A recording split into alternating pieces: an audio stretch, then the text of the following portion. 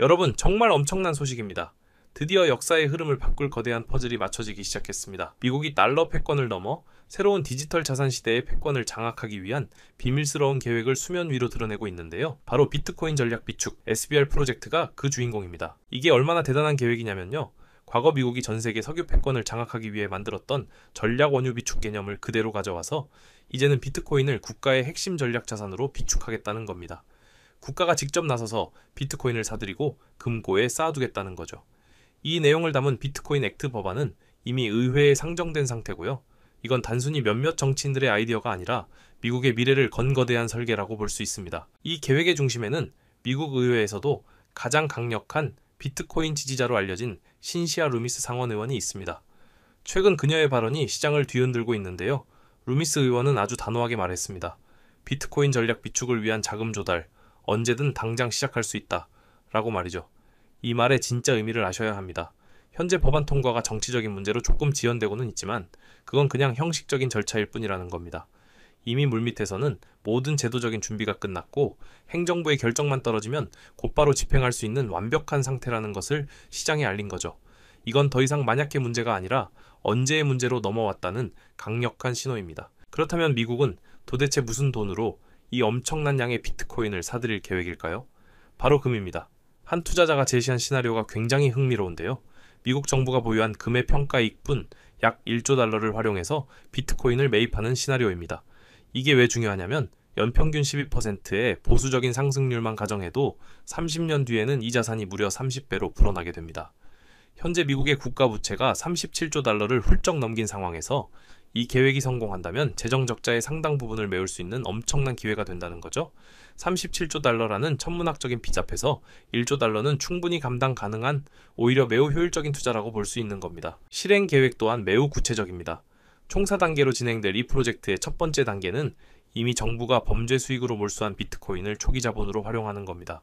그리고 두 번째 단계로 추가 매입 시에는 세금을 더 걷는 게 아니라 기존 예산을 절감하거나 다른 보유 자산을 매각하는 예산 중립적 방식으로 진행해서 납세자들의 부담을 완전히 없애겠다는 계획이죠. 현재는 트럼프 대통령이 관련 행정명령에 서명한 지 7개월이 넘어가면서 세 번째 단계에 와 있습니다. 이제 남은 것은 마지막 네 번째 단계, 바로 정부가 시장에서 직접 비트코인을 매수하기 시작하는 그 순간뿐입니다. 시장은 지금 숨을 죽이고 그 신호탄이 쏘아 올려지기만을 기다리고 있는 상황입니다. 그런데 미국만 이런 생각을 하는 게 아니라는 점이 더 중요합니다. 지금 전 세계적으로 비트코인 확보 전쟁이 벌어지고 있거든요. 미국이 현재 약 19만 8천 개의 비트코인을 보유하며 앞서가는 것처럼 보이지만 파키스탄, 영국, 브라질, 폴란드 같은 나라들도 국가 차원의 비트코인 비축을 본격적으로 논의하기 시작했습니다. 유명 비트코인 맥시멀리스트인 샘슨 모우는 이렇게 경고했죠. 가치가 떨어지는 금을 팔아서 진짜 가치 저장 수단인 비트코인을 확보할 수 있는 기회의 창이 빠르게 닫히고 있다고요. 미국이 주저하는 사이 다른 국가들이 먼저 이 디지털 금을 선점해버릴 수 있다는 아주 날카로운 지적입니다. 글로벌 경쟁이 이미 시작된 겁니다. 이런 흐름 속에서 글로벌 자산운용사 파네크는 정말 충격적인 시나리오를 제시했습니다. 바로 비트코인 한 개당 가격이 64만 4천 달러, 우리 돈으로 약 8억 원에 도달할 수 있다는 건데요. 이 시나리오의 근거는 비트코인이 전 세계 금 시가총액의 50%를 차지하게 될 거라는 예측입니다. 금의 전체 시가총액이 약 26조 달러니까 그 절반인 13조 달러까지 비트코인이 성장한다는 가정이죠. 현재 비트코인 시총이 약 2조 5천억 달러 수준이니까 앞으로 5.6배는 더 성장해야 도달할 수 있는 엄청난 목표치입니다. 물론 이런 성장이 하루아침에 이루어지는 건 아니고 앞으로 5년에서 10년에 걸쳐 점진적으로 상승할 것이라는 게 바네크의 분석입니다. 이미 비트코인은 그 잠재력을 증명하고 있습니다. 최근 시세 기준으로 비트코인은 전 세계 자산 시가총액 순위에서 당당히 7위를 차지했는데요. 바로 아래에 있는 은의 시총을 거의 따라잡은 상태입니다. 비트코인이 새로운 디지털 은의 지위를 넘어 이제는 구글, 애플, 엔비디아 같은 거대 빅테크 기업들과 어깨를 나란히 하고 있는 거죠. 그리고 그 최종 목표는 단 하나, 바로 자산의 왕, 금의 자리를 차지하는 것입니다. 물론 이 꿈같은 시나리오가 현실이 되기 위해서는 몇 가지 조건이 필요합니다. 바네크는 세 가지 핵심 조건을 꼽았는데요. 첫째, 디지털 환경에 익숙한 밀레니얼 세대가 비트코인을 주요 자산으로 받아들이고, 둘째, 레이어2 기술의 발전으로 비트코인의 느린 속도와 비싼 수수료 같은 확장성 문제가 해결되어야 합니다. 그리고 마지막으로 가장 중요한 것은 바로 기관 투자자들의 자금이 계속해서 시장으로 유입되어야 한다는 겁니다. 이런 조건들이 모두 충족된다면 2050년의 비트코인은 어떤 모습일까요? 바네크는 2050년 비트코인 목표 가격으로 무려 290만 달러를 제시했습니다. 이는 전 세계 중앙은행들이 보유 자산의 2.5%를 비트코인으로 채우고 국제무역 결제의 10%, 국내 결제의 5%가 비트코인 네트워크를 통해 이루어지는 세상을 가정한 결과입니다. 그야말로 비트코인이 글로벌 금융 시스템의 핵심 기축 자산으로 자리 잡는 미래를 그리고 있는 거죠. 특히 이번 상승 사이클은 과거와는 완전히 다른 패턴을 보이고 있다는 점에 주목해야 합니다. 과거에는 반감기 이후 약 500일째의 투기적인 광풍과 함께 정점을 찍고 급락하는 패턴을 반복했는데요. 하지만 이제는 기관 투자자들이 대거 참여하고 비트코인 ETF까지 상장되면서 시장의 변동성이 크게 줄어들고 보다 안정적인 우상향 흐름이 나타나고 있습니다. 과거의 롤러코스터 같은 차트가 아니라 완만한 계단식 상승이 더 길게 지속될 거라는 전망이 우세한 거죠.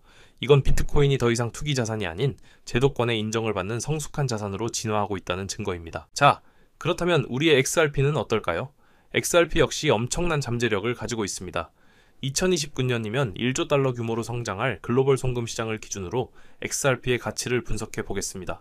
만약 XRP가 이 시장의 25%만 점유하게 된다고 가정하면 연간 약 2,670억 달러의 자금을 처리하게 되는데요. 여기에 업계 통용 가치평가 배수를 적용하면 XRP의 적정 시가총액은 5,335억 달러, 토큰 1개당 가격은 8.9달러라는 계산이 나옵니다. 여기에 기관들의 투자 수요에 따른 프리미엄까지 붙는다면 최대 35달러 수준까지도 가능하다는 분석이 나오고 있습니다. 시나리오를 조금 더 구체적으로 나눠볼까요? 세 가지 시나리오를 생각해 볼 수 있습니다. 첫 번째, XRP가 현재 국제 송금망의 절대 강자인 스위프트, 거래량의 10%를 대체하는 데 성공한다면 XRP 가격은 83달러에 도달할 수 있습니다. 두 번째, 전 세계 모든 결제 시장의 5%를 XRP가 차지하게 된다면 33달러, 그리고 마지막으로 전 세계 상위 1000개의 대형 은행들이 각각 5억 달러 규모의 XRP를 유동성 확보를 위해 비축하기만 해도 8달러의 가치를 가질 수 있다는 계산이 나옵니다. 어떤 시나리오가 현실이 되든 지금과는 비교할 수 없는 엄청난 가치 상승을 의미합니다. XRP의 가치를 평가할 때 절대로 빼놓을 수 없는 것이 바로 공급 구조입니다. 총 1000억 개의 발행량 중에서 현재 약 600억 개가 시장에 유통되고 있고 나머지 물량 중 상당수인 550억 개는 에스크로에 묶여 락업 있습니다. 이 물량은 매달 조금씩 순차적으로 시장에 풀리고 있는데요. 이 락업 구조는 단기적으로는 공급 증가 부담으로 작용할 수 있지만 장기적으로는 리플사의 계획에 따라 예측 가능하게 물량이 조절된다는 점에서 긍정적으로 볼 수도 있습니다. 이러한 분석들이 단순한 상상이 아니라는 것을 보여주는 실제 사례가 있습니다. 바로 말레이시아의 움직임인데요. 말레이시아 정부는 최근 자국 통화인 링깃에 연동된 스테이블 코인, 특정 조건에 따라 자동으로 계약이 실행되는 프로그래머블 머니, 그리고 공급망 금융을 블록체인에 기록하는 토큰화 기술 등을 중앙은행의 감독 아래 테스트하기 시작했습니다. 말레이시아 총리는 이를 디지털 경제의 새로운 장을 여는 것이라고 표현하며 정부 차원에서 강력하게 지원하고 있습니다. 제도권이 직접 나서서 디지털 자산 혁신을 이끌고 있는 겁니다. 그 정점에는 세계 최초로 이슬람 율법 샤리아를 따르는 스테이블 코인 기반 디지털 은행 파세스의 등장이 있습니다. 이 은행은 이자를 받지 않는 대신 고객의 예치금을 금이나 주식 같은 실물 자산을 토큰화한 것에 투자하여 수익을 냅니다. 또한 비자카드와 연계한 암호화폐 직불카드를 통해 즉각적인 국경 간 결제를 지원하는 등 기존 금융 시스템의 한계를 뛰어넘는 혁신적인 서비스를 제공할 계획입니다. 이는 스테이블 코인과 실물 자산 토큰이 단순한 아이디어를 넘어 실제 은행 시스템에 성공적으로 접목될 수 있다는 것을 보여주는 매우 중요한 사례입니다. 이런 움직임이 말레이시아를 넘어 전 세계로 확산될 때 HRP와 같은 브릿지 자산의 가치는 우리가 상상하는 것 이상으로 폭발하게 될 것입니다. 여러분, 정말 중요한 이야기입니다. 어쩌면 지금 이 순간이 여러분의 남은 인생을 바꿀 마지막 기회가 될지도 모릅니다. 오늘 영상 끝까지 보신 분들이라면 어떻게 자산을 불려나가야 할지에 대한 큰 그림을 그리고 계셨을 겁니다. 하지만 투자의 진짜 게임은 차트 몇 번 보고 뉴스 몇 줄 훑는다고 이길 수 있는 만만한 싸움이 절대 아니죠. 네, 여러분도 뼈저리게 느끼고 계실 겁니다. 성공적인 투자라는 게 얼마나 냉정하고 철저한 판단이 필요한 영역인지 말입니다. 그래서 이렇게 홀로 외롭게 고군분투하는 분들을 위해서 제가 직접 무료 소통방을 만들어서 운영하고 있습니다.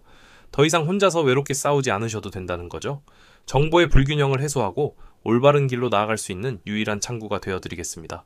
그렇다면 이 소통방에선 대체 뭘 얻어가실 수 있느냐? 가장 중요한 3가지 핵심 무기를 말씀드리겠습니다. 첫째, 투자의 생명인 속도입니다. 시장의 판도를 뒤바꿀 핵심 정보들을 그 누구보다 빠르게 실시간으로 받아보시게 될 겁니다. 둘째, 저의 관점입니다. 제가 직접 차트를 보면서 분석하는 기술적 인사이트를 전부 나눠드립니다. 마지막으로 가장 결정적인 기회입니다. 저는 늘 XRP의 가능성을 외치지만 단 하나의 코인에 모든 것을 거는 투자는 절대 피하셔야 합니다. XRP를 넘어 여러분께 엄청난 수익을 안겨줄 숨겨진 보석 같은 종목들까지 함께 알려드릴 겁니다. 다른 사람들이 10%, 30% 수익에 만족하고 있을 때 우리는 2배, 3배, 크게는 10배 이상의 압도적인 결실을 목표로 해야 합니다.